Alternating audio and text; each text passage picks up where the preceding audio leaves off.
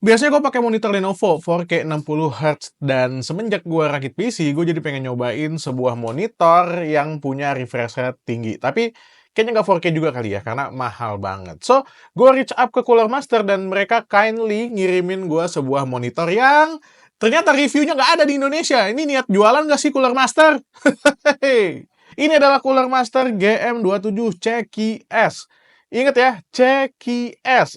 CQS itu kayaknya stands for C-nya itu curve, Q-nya itu quad, S-nya itu screen. Nggak tahu juga. Jadi, kayak udah namanya nih yang tadi gue bilang, CQS monitor ini punya form factor yang curve. Secara singkat, monitor ini punya resolusi 2K alias 1440p dan juga punya refresh rate 165 Hz yang bisa di overclock sampai ke 170 Hz. Panelnya, karena dia curve ya, kalau nggak OLED biasanya VA. Dan karena harganya cuma 3.200.000-an, monitor ini menggunakan panel Superfast VA. Oke, dari paket penjualannya yang kita dapetin tuh ada beberapa buku manual dan juga ada perkabelan ya. Antara lain adalah sebuah adaptor power dan juga sebuah kabel HDMI serta satu buah kabel DP. Ya, monitor ini juga sudah mendukung koneksi DP ya. DP-nya DP berapa, ada berapa ports, nanti akan gue bahas di belakang. Untuk pemasangan stand-nya, ini udah toolless, jadinya bisa kita putar-putar aja tanpa perlu menggunakan obeng ya. Dan di bagian belakangnya, ini juga udah gampang untuk lepas pasang si stand-nya. Monitor ini juga support VESA mount, dan lubang VESA-nya ini ada di balik kaki stand-nya. Jadi kalian harus copot stand-nya dulu kalau kalian mau masang VESA mount. Ya, beberapa monitor nggak perlu copot stand-nya untuk pasang VESA mount, tapi monitor yang satu ini itu harus dicopot dulu stand-nya supaya kalian bisa pasang VESA mount. Untuk kakinya sendiri, wujudnya kayak begini. Ini adalah logo Cooler Master ya untuk base stand-nya. Dan ukurannya nggak bisa lebih gede lagi dikit, Bang. Ini kurang gede sih. Gede banget, Pak, ukurannya, Pak. Untuk stand-nya sendiri, dia adjustable ya, meskipun belum fully adjustable. Dia bisa naik turun sampai sejauh ini lumayan banget. Dan juga bisa ditenglengin ke kanan dan ke kiri dengan sudut yang juga lumayan jauh.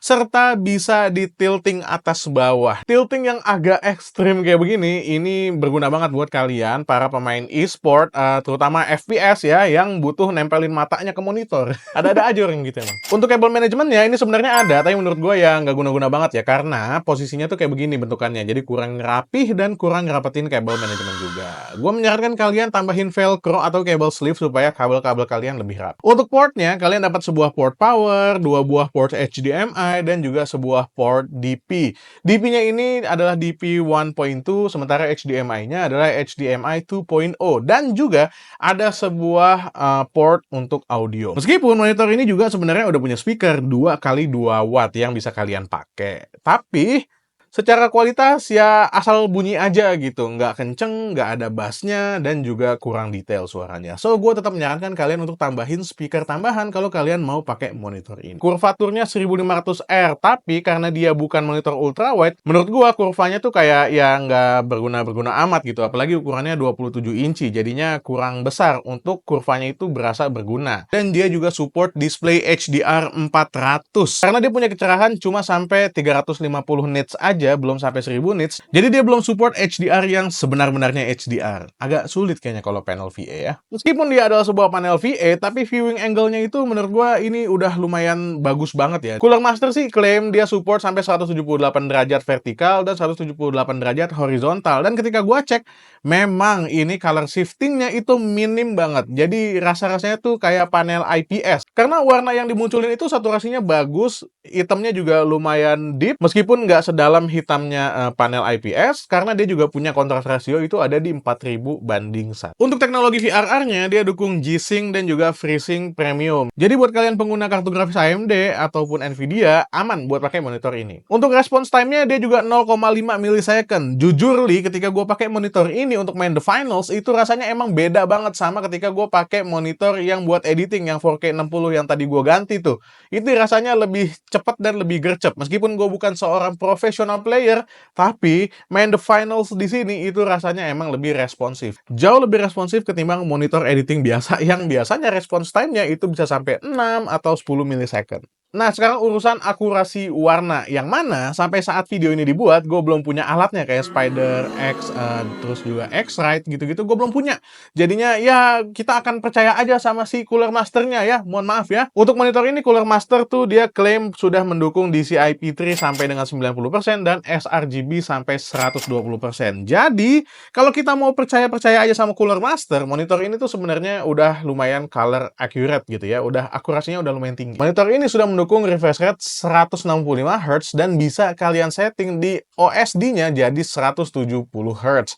Nah, ini settingannya adalah sebuah settingan overclocking yang mana gue sendiri nggak paham apakah kalau kalian pakai settingan overclocking ini kelamaan itu bakal berpengaruh buruk atau enggak sama monitornya. Tapi perbedaan 5 Hz menurut gue ya mendingan nggak usah di overclock ke 170 deh kalau takut monitornya kenapa-napa. Tapi kalau emang ternyata aman dan kalian ngaruh banget tuh sama 5 Hz itu, ya silakan di overclock aja. Oh iya, 165 Hz itu cuma bisa dicapai kalau koneksi kalian menggunakan koneksi DP alias DisplayPort. Tapi kalau kalian menggunakan koneksi HDMI, dia hanya mendukung sampai 144 Hz aja. Untuk fitur-fitur lainnya yang ada di OSD ini lumayan banyak ya, tapi gue pengen meng-highlight beberapa fitur aja ya. Yang pertama itu adalah fitur crosshair. Jadi kalau kalian pindah ke mode FPS, habis itu crosshair-nya dinyalain, itu bakalan ada crosshair di tengah monitor. Gue sendiri belum pernah pakai karena gue bukan pengguna FPS banget gitu ya. Dan ada satu fitur gaming lagi yang tadinya gue kira bakal bermanfaat banget, yaitu adalah frame rate monitor ya, untuk munculin frame rate. Tapi ternyata yang dimunculin itu bukan frame rate, melainkan refresh rate. Jadi agak kurang berguna karena frame rate monitornya ini dia hanya memonitor refresh rate yang dimunculkan sama si monitor, bukan dari gamenya sendiri gitu. Jadi sayang banget ya. Overall untuk harga 3 jutaan, gue bisa banget merekomendasikan si monitor ini buat kalian yang pengen naik kelas dari 1080 ke 1440p atau mau turun dari 4K ke 1440p tapi dapetin sebuah refresh rate yang lebih oke. Untuk fitur gamingnya sendiri ada beberapa yang bisa kalian explore sendiri atau kalian cari di review-review lain. Yang mana ketika video ini dibuat, gue nggak nemu ada orang lain yang bikin review monitor ini dalam bahasa yang gue mengerti. Adanya Cina sama Thailand. Untuk warna nggak ada komplain. Untuk black uniformity itu juga nggak ada komplain. Surprisingly ini warna hitamnya itu nggak ada bleeding, nggak ada apa di pinggir-pinggir layar. Ini bagus banget. Dan untuk ergonomis dia juga udah lumayan, udah bisa dinaik turunin, udah bisa ditengok-tengokin. Untuk speaker sayangnya kalian masih harus nambahin speaker lain. Di harga 3,2 juta, mungkin ada opsi lain yang lebih oke, kayak yang panelnya IPS tapi nggak curve, atau harga yang lebih murah, mungkin ada. Tapi dapetin sebuah produk dari brand ternama untuk gaming kayak Cooler Master, dan juga dapetin sebuah panel yang menurut gua oke punya, itu agak sulit kali ya. Karena yang biasanya rebut-rebutan kue di monitor murah, itu adalah brand-brand yang beli barangnya OEM dari Tiongkok sana, habis itu di rebrand ke Indonesia. Kalau ini, nggak tahu sih, kayaknya sih enggak ya. Cooler Master masa nge-rebrand? Masa rebrand sih? Oke, that's it. Video kali ini, gue Dian dari Main Lagi pamit. Assalamualaikum warahmatullahi wabarakatuh. Bye.